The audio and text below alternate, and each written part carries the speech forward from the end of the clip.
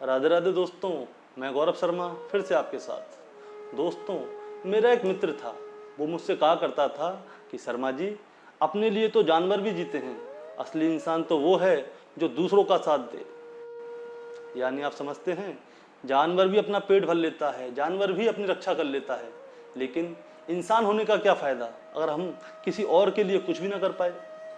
तो आपके लिए मैं बहुत सुंदर कहानी लेकर आया हूँ, तो शुरू करते हैं और ज़रा ध्यान से सुनिएगा, शायद आपके मन में भी थोड़ी अच्छाई जाग जाए। तो शुरू करते हैं। रात के 11 बज रहे थे, अचानक से घंटी बजती है। रवि चौंक गया। अरे, इतनी रात में आखिर कौन आया?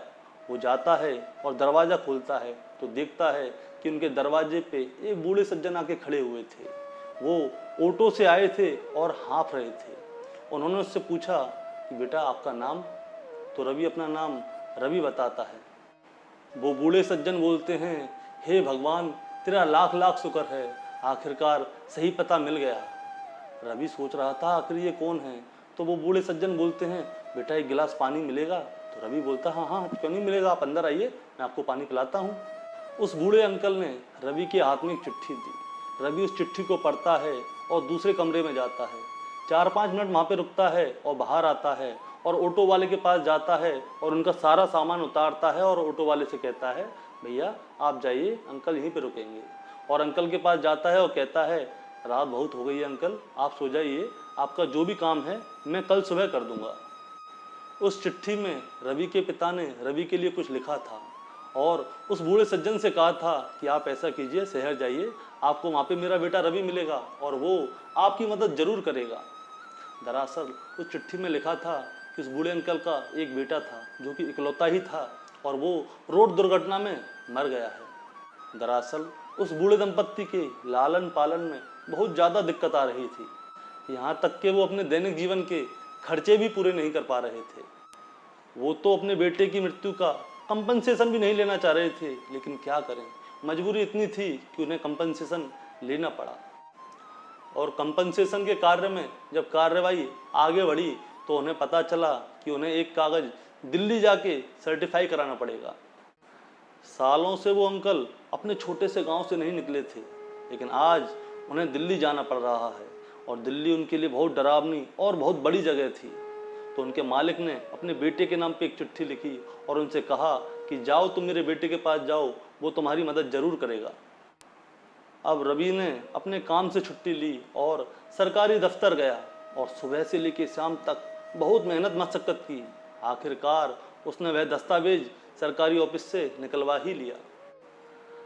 दस्तावेज सर्टिफाई कराने के बाद वह उन अंकल को बस स्टैंड पे लेके गया, उनकी टिकट निकलवाई और एक मिठाई का डिब्बा उनके हाथ में दिया और कहता है, अंकल जी राधे राधे, अब आपका काम हो चुका है, अब आप आराम से जाइएगा। अब जैसे ही रवि वहाँ से जाने वाला था तो उन अंकल ने रवि को बुलाया और कहा कि रवि, तुम्हारे पिताजी धन्य हैं कि जिन्होंने तुम्हारी जैसी संतान को पैदा किया, वो बहुत भाग्यशाली इंसान हैं। अगर तुम अपने पिताजी से कुछ कहना चाहते हो तो वो तुम मुझसे कह सकते हो।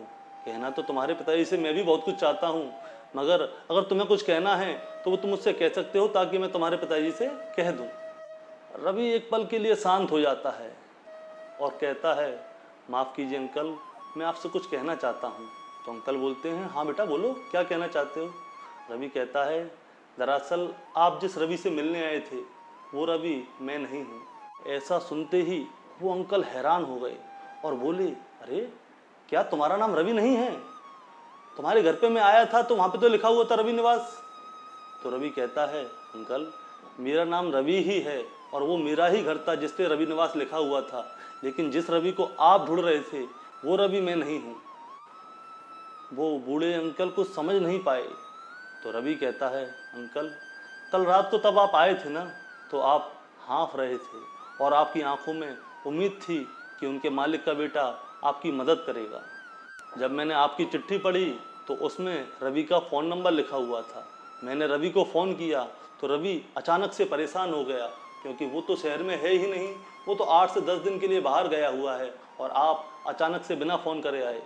वो आपकी मदद करना चाहता था लेकिन उसको आने में थोड़ा समय लगता।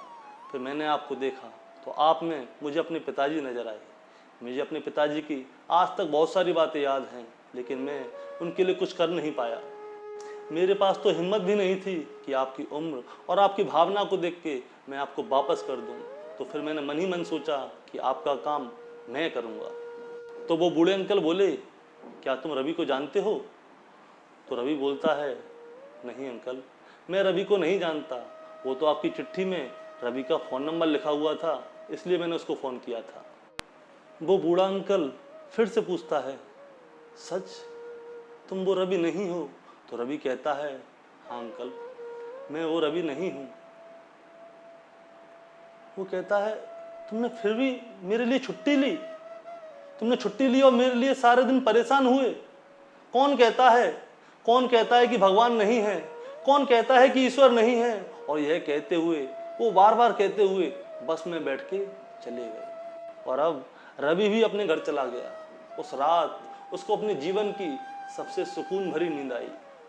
दोस्तों, हमने अपने जीवन में अपने दोस्तों की, अपने रिश्तेदारों की, अपने परिवार वालों की और अपने साथ काम करने वालों की बहुत मदद की है, और हमारी दुनिया इतने में ही सिमट के रह जाती है।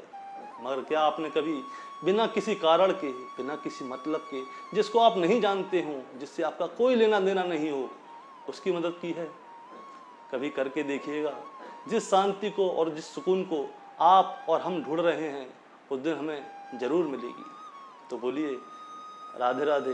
दोस्तों, अगर आपको हमारी कहानी पसंद आई हो तो कृपया लाइक, कमेंट एंड शेयर जरूर कीजिएगा।